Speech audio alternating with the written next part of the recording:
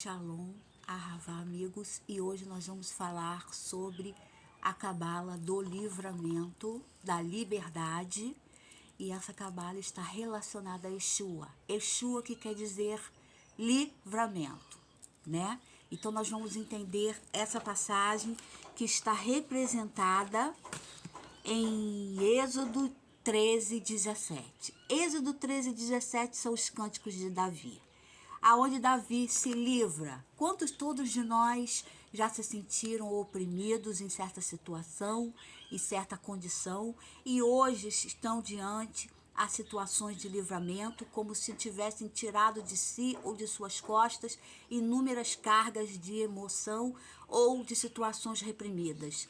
Lugares onde as pessoas não se sentem tão confortáveis, ou com pessoas que não se sentem tão dispostas como a outras pessoas. Então, e você tem que passar por isso e passar por essa situação. Assim, Davi passou pela situação da guerra, foi moldado e transfigurou-se em um cântico maravilhoso que vemos aqui no Pessach 7, aonde ele diz esse cântico todo e traduz esse cântico todo. Não vou poder traduzir do cântico todo, senão seria horas aqui, mas eu vou pegar as passagens mais significativas. Com o caridoso te mostra benigno. Então Deus mostra com o caridoso benigno. Por quê? Porque Deus é caridade. E quando você abre mão de certas situações, todos nós, a benignidade se faz presente, então você torna-se uma pessoa benigna. Não importa se você está numa situação de trabalho, numa situação dentro da sua casa ou numa situação na rua, abrir mão é sempre fundamental para o ser benigno, ser caridoso.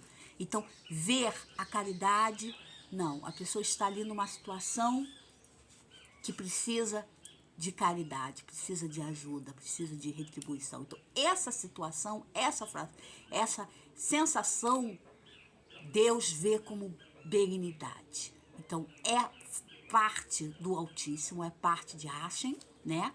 Ou seja, faz parte de Bituber Elohim, que quer dizer a santidade do Senhor, ou seja, a misericórdia do Senhor, a bênção do Senhor nessa situação. E torna a pessoa, como se diz, um malef, manso, porque Deus trabalha na mansidão e na plenitude. É ali que ele reformula todas as questões de entrega, né? Com o íntegro te mostra reto. Então, com o íntegro, ele mostra retidão. Tá dentro dos caminhos, você é íntegro. Uma pessoa que está fora não pode ser íntegro. Uma pessoa que não ler a palavra não pode ser íntegro.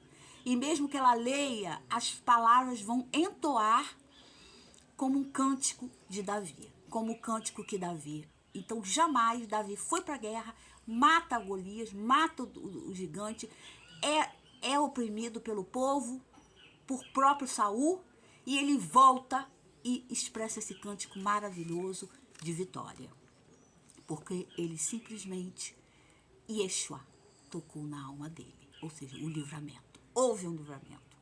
Com o puro te mostra puro. Então, Deus mostra a face dele com o puro. Então, você é puro, Deus mostra a face dele da pureza a você.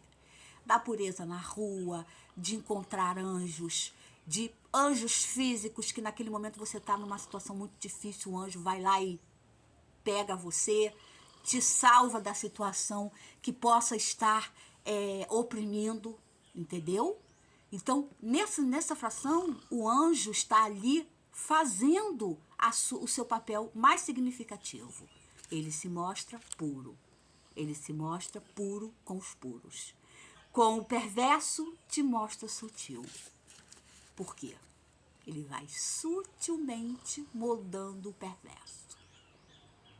O perverso acha que está num grande momento de sua vida.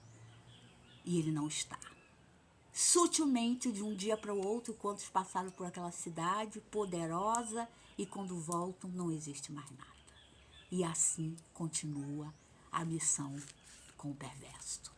Ao sutileza, porque Deus é sutil. Ele manda sinais. Sinais que nós não conseguimos ler, mas os anjos leem. Ele emana sinais na rua, em qualquer lugar.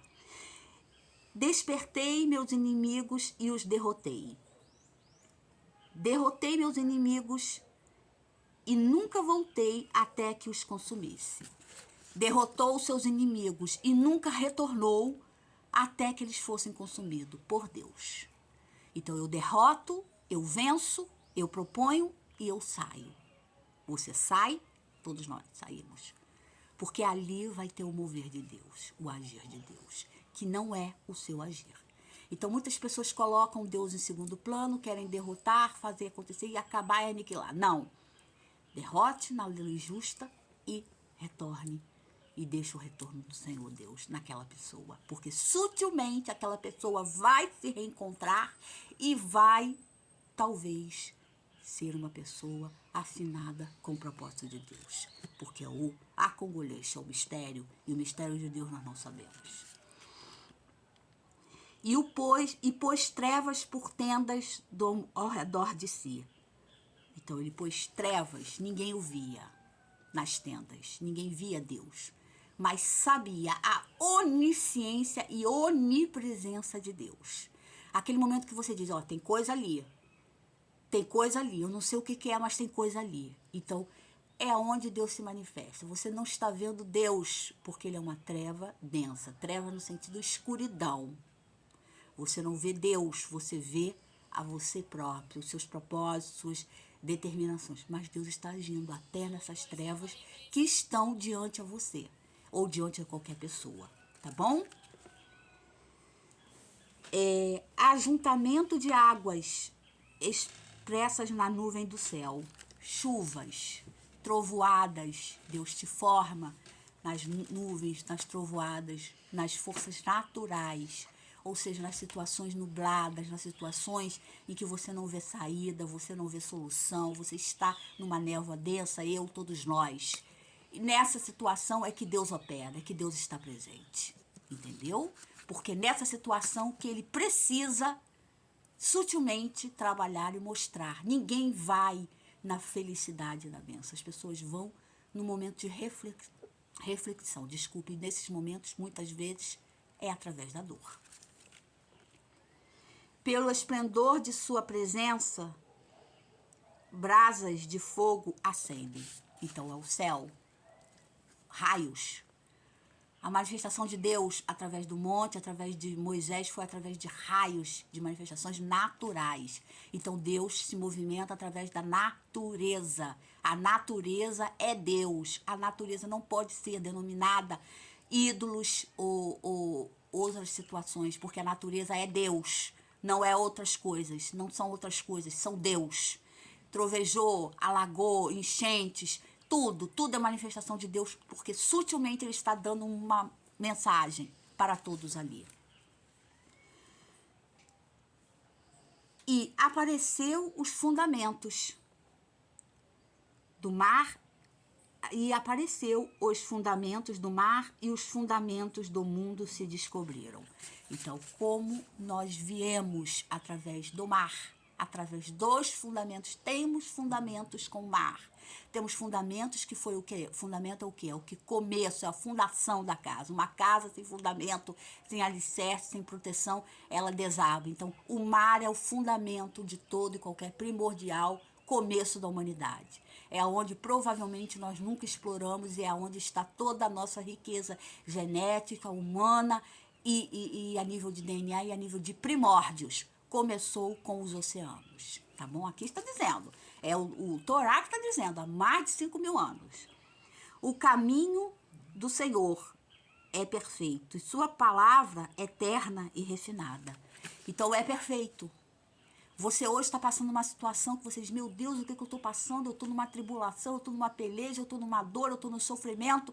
Mas lá na frente, o Senhor vai usar as pessoas e usar a boca dos profetas, usar a boca até das pitonisas para dizer para você, era propósito de Deus, porque tudo é propósito de Deus. Ah, isso o diabo está mexendo. Não, é propósito de Deus para o seu refinamento, para o refinamento, porque a palavra de Deus é refinada.